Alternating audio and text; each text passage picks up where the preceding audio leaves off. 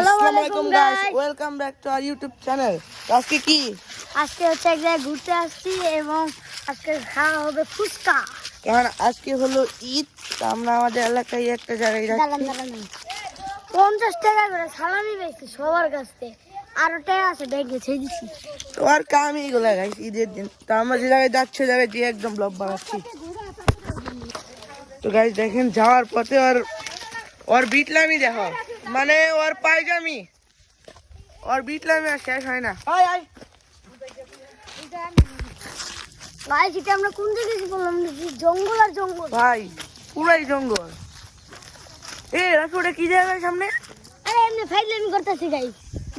ফাইজলামি, এটা আমাদের এলাকা। তো আর সামনে আমাদের ডেস্টিনেশন, ওই জায়গায় গিয়ে আমরা দেখা করছি। তো গাইস, আমরা কোন জায়গায় এখন?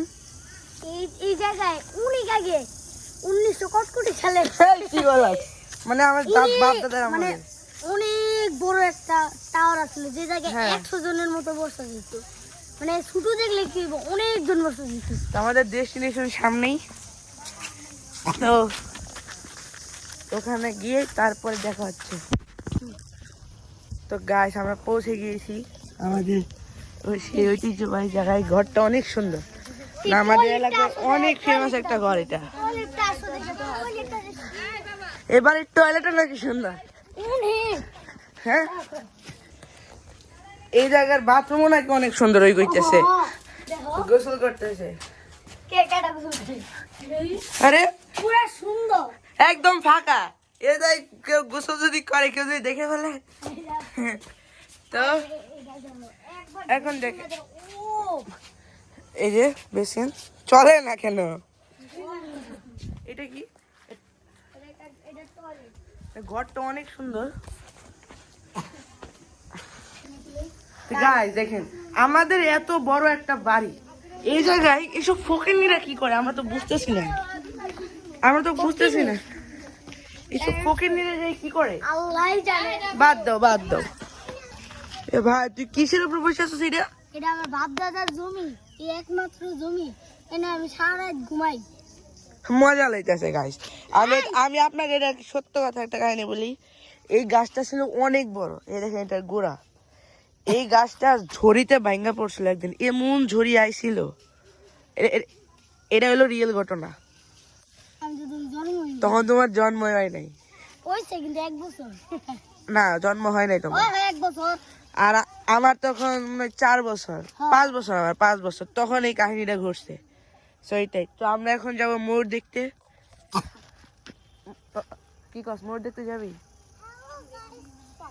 চলো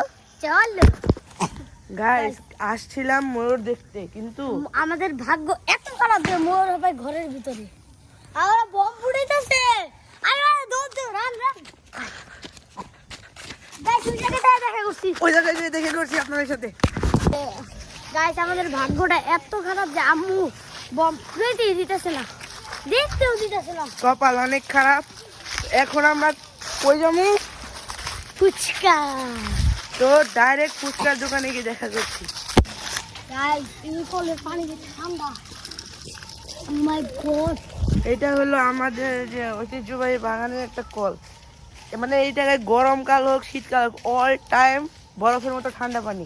ফ্রিজের পানি গোসল করলে মনে হয় মরে যাইগা। হ্যাঁ, তো আমরা কই যেতেছি? ফুচকার দোকানে। রাস্তায় দেখি কোনো কিছু ইন্টারেস্টিং জিনিস যদি পাই আপনার সাথে দেখা করবো। গাইস, এটা কি?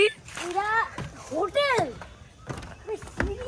মানে হোটেল বলতে এই জায়গায় নতুন একটা রেস্টুরেন্ট বানানো হচ্ছে। আল্লাহ আল্লাহ, গরু ছাগল না খাইছে দেখেন ভাই, আমরা কি ভাবছিলাম আর কি হলো দেখেন গাইস, ছাগল রাখা হয়েছে, ছাগল। ভাই চল এখান থেকে, ভাই আমরা ভাবছি কোনো রেস্টুরেন্ট বানাইতেছে হয়তো। এই যে চল রেস্টুরেন্টে কি খাই, আমরা টাকা উড়িয়ে পেয়েছি। উমা, এটা কি হলো? ফ্ল্যাশব্যাক।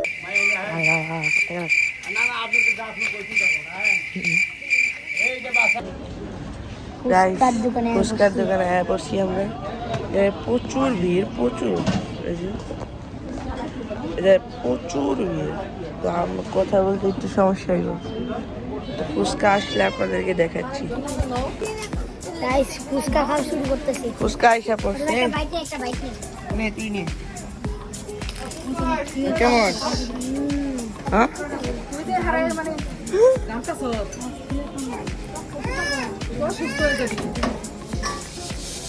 আমিও খাই।